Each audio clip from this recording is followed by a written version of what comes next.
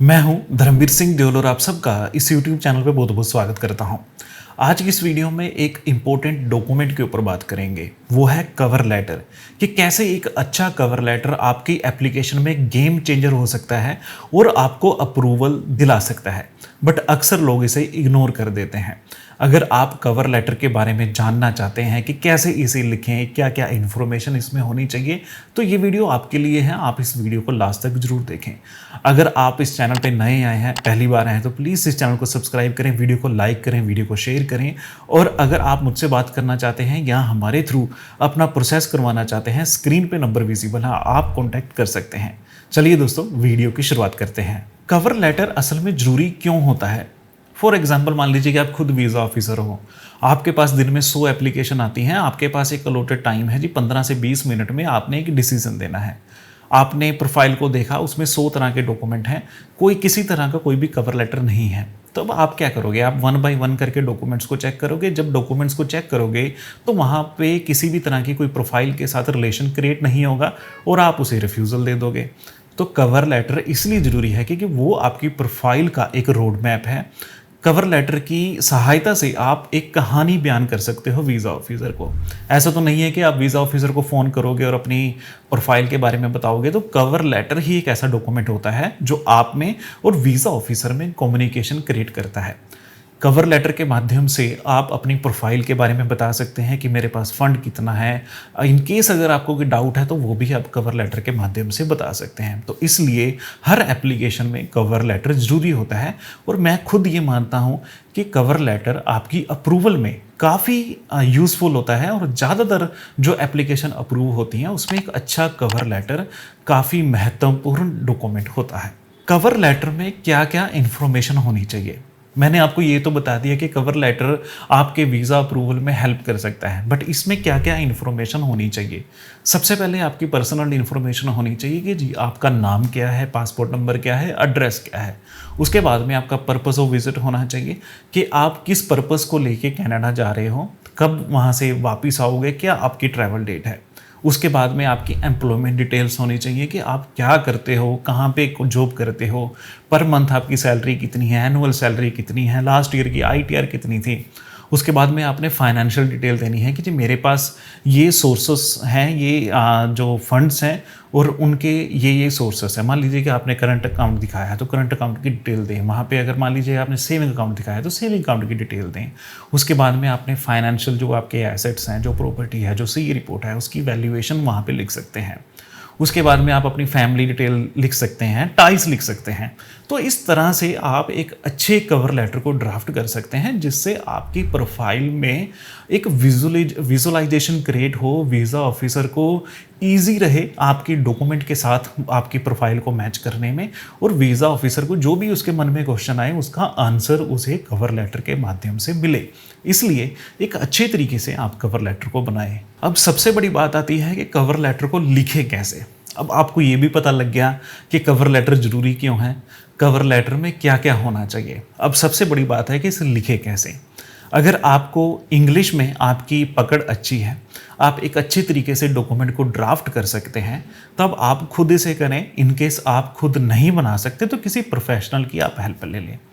कोशिश ये करें कि आपकी एक रिस्पेक्टफुल टोन होनी चाहिए। कोई भी ऐसा डॉक्यूमेंट या कोई भी ऐसी लैंग्वेज यूज़ ना करें जिससे वीज़ा ऑफिसर को ये लगे कि शायद इस पर्सन ने मुझे एटीट्यूड में ये डॉक्यूमेंट लिखा है और जो इसकी टोन है वो अनप्रोफेशनल है, अनरिस्पेक्टफुल है। तो कोशिश करें रिस्पेक्टफुल तरीके से अपने कवर लेटर को ड्राफ्ट करें।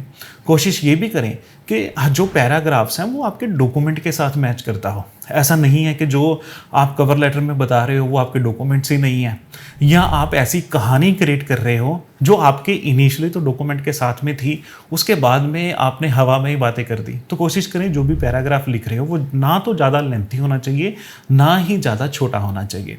वीज़ा ऑफिसर को पॉइंट के हिसाब से आपकी प्रोफाइल में समझ आनी चाहिए जिससे वो आपको वीज़ा देने में उसे आसानी हो सके। उसके बाद में आपने झूठ नहीं बोलना है, होनेस्ट रहना है, ईमानदारी से अपना कवर लेटर क्रिएट करना है, सच बोल के अपना कवर लेटर क्रिएट करना है। कोई भी बाहर की इन्फॉर्मेशन जो आपकी प्रोफाइल में नहीं है, जिसके बारे में आप डॉक्यूमेंट क्रिएट नहीं कर सकते, वो आपको यहाँ पे अटैच नहीं करनी है, ना ही आपने कवर लेटर में लिखनी है। उसके बाद में आपने हमेशा प्रूफ रीड करना है। खुद पढ़ें, अपने किसी दोस्त को पढ़ाएं, अपने किसी रिश्तेदार को पढ़ाएं। अगर वहाँ पे गलतियाँ निकलती हैं, गलतियों को सुधारें, दोबारा फिर पढ़ें जब तक आप खुद उसको कवर लेटर को लेके आप खुद ये श्योर नहीं हो जाते कि जी अब इसमें कोई गलती नहीं है, तब तक अपने कवर लेटर को या अपनी एप्लीकेशन को सबमिट ना करें। तो अब हम बात कर लेते हैं कि कुछ गलतियों से भी आपको बचना चाहिए। तो ये गलतियां क्या हैं? आपने हर चीज़ अच्छी तरह बना ली, आपने अपनी बारी इन्फॉर्मेशन भी आपने पूरी दे दी कि ये मेरे डॉक्यूमेंट्स हैं, ये मेरी प्रोफाइल है, ये मेरा पर्पस है। तो कुछ गलतियों से भी आपको बचना चाहिए। सबसे पहले तो यही है कि आप कॉपी पेस्ट डॉक्यूमेंट यूज़ ना करें, कोई भी जेनरिक फॉर्मेट यूज़ ना करें। अपना एक डॉक्यूमेंट बनाएं, अपने इन प्रोफाइल के तरीके से उसे क्रिएट करें और जिससे वीज़ा ऑफिसर आसानी हो कि आपकी प्रोफाइल को विजुलाइज कर सके। और कोई भी ऐसा पैराग्राफ क्रिएट ना करें जिसमें आप एक लंबी कहानी को बयान करें। जितनी लंबी कहानी होगी उसमें उतनी ज़्यादा गलतियां होंगी। मेरे पास काफ़ी ऐसी एप्लीकेशन आती हैं जो ऑलरेडी रिफ्यूज़ हुई होती हैं, तो वहाँ पे हम कवर लेटर देखते हैं, यहाँ तो कवर लेटर में डिटेलिंग नहीं होती, या कवर लेटर इतने लेंथी होते हैं कि उन्हें अगर आप पढ़ोगे तो शायद आप ही को समझ ना आए।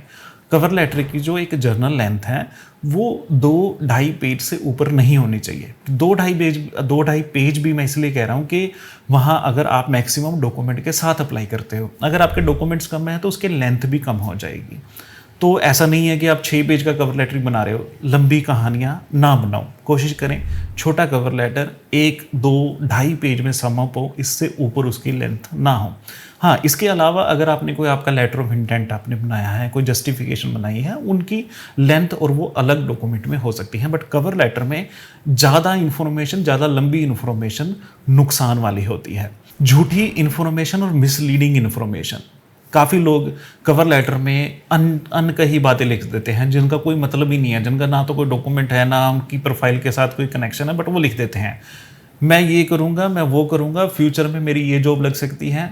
यार आपके फ्यूचर से किसी को क्या मतलब है? वीज़ा ऑफिसर को कुछ नहीं पता आप फ्यूचर में कल को आप IAS ऑफिसर बन जाओगे, जज बन जाओगे, यहाँ मजदूरी करोगे, तो उसे कुछ नहीं पता। वो आज के डॉक्यूमेंट पे डिसीजन देगा कि आज आपके पास क्या है, कैसे डॉक्यूमेंट है, कैसा आपने फंड इकट्ठा किया है, क्या उसके सोर्सेस है।